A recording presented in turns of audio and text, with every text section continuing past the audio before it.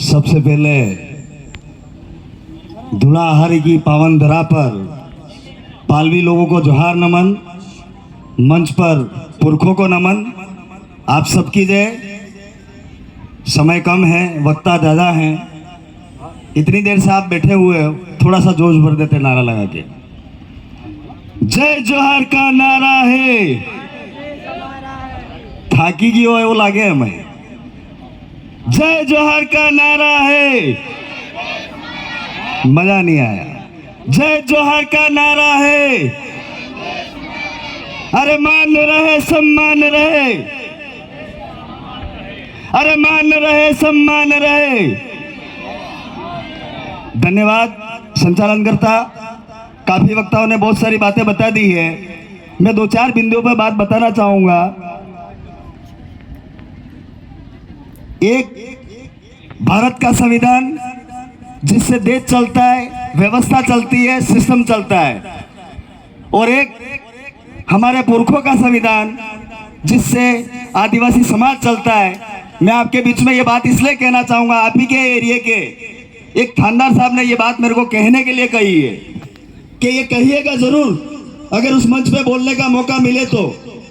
हमने हमारी व्यवस्था को तार तार कर दिया है। हम हमारी गोत्र के अंदर एक ही गोत्र में शादियां करवा रहे हैं। आज की तारीख में एक ही गोत्र की बेटा बेटी आपस में भाग जाते हैं। इस पालवी धरती पे ये कहने की जरूरत इसलिए आ पड़ी है कि वो जो गमेती व्यवस्था है वही गमेती उनका निस्तारण करके उनको साथ रहने की इजाजत दे रहे हैं। ये हमारा बाप दादों का संविधान के साथ खिलवाड़ हो रहा है, वो आने वाले समय में हमको रोकना होगा। ये बात इस मंच के माध्यम से मैं कहना चाहता हूं। बोली में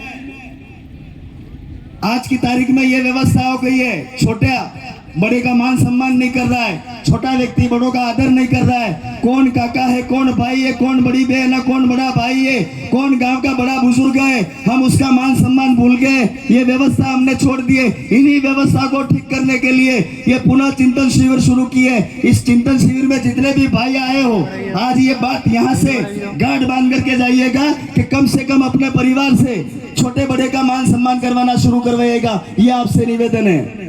शिक्षा की व्यवस्था हम मंच पे खड़े होकर के, चाहे वो जनप्रतिनिधि हो, चाहे कोई भी हो, सामाजिक विचार रखने वाला व्यक्ति हो, एक्टिविस्ट हो, वो बात तो रख देता है, लेकिन शिक्षा की व्यवस्था के अनुरूप वो जहाँ का रहने वाला है, वो जिस गांव का है, उस गांव की स्कूल की व्यवस्था किस प्रकार की है, उस स्कूल में बैठने के लिए बच्चों की व्यवस्था ढंग की है कि नहीं है, वहाँ टीचर बरोबर है या नहीं है, वहाँ पढ़ा रहे नहीं पढ़ा रहे, ये हम देखना ही नहीं चाहते, हम जाना ही नहीं चाहते। हम तो मात्र नेता बनना चाहते हैं। इसके अलावा हमारे पास में कोई काम नहीं रह गया है।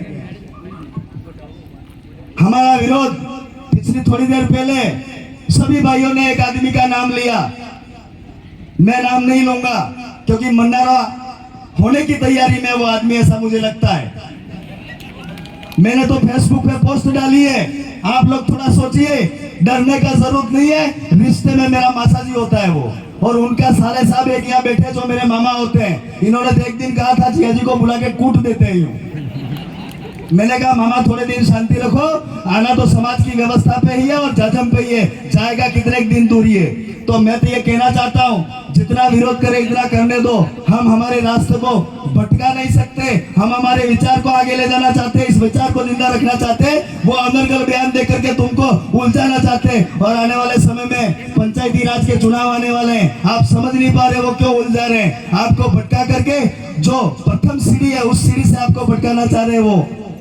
आने वाले पंचायती राज की बात लास्ट कह करके मेरी बात को विराम दूंगा।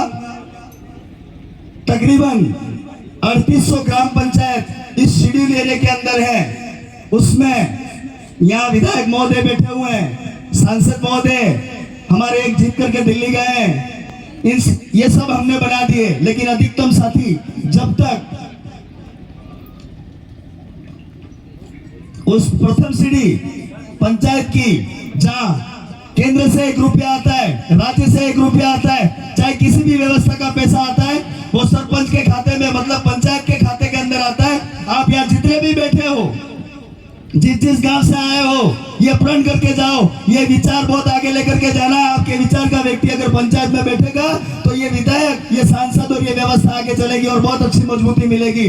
मैं आप सबसे निवेदन करना चाहता हूँ पुनः अपने पुरखों का मान सम्मान करिएगा, इस व्यवस्था का मान सम्मान करिएगा, इस विचार को आगे ले जाइएगा, बहन बेटी का सम्मान करिएगा, बड़ों का सम्मान करिएगा।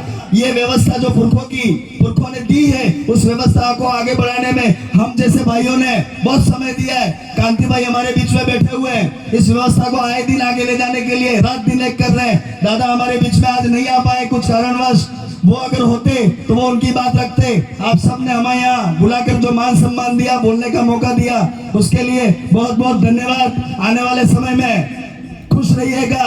आभार।